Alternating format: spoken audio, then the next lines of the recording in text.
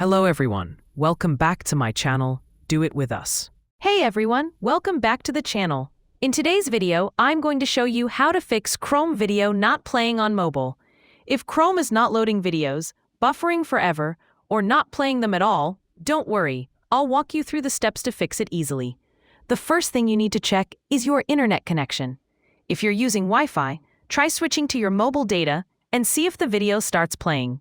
And if you're already on mobile data, switch to Wi-Fi. Sometimes the problem is just a weak or unstable connection. If that doesn't solve it, open your Chrome app and tap on the three dots in the top right corner.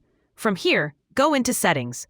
Once you're inside Chrome Settings, you'll see a lot of different options. What I recommend is going to Privacy and Security. Then tap on Clear Browsing Data. For the time range, select All Time.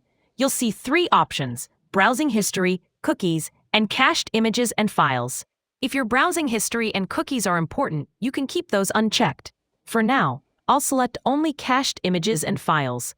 After that, tap on the Clear Data button and then confirm by tapping Delete. Once that's done, the next step is to update your Chrome browser.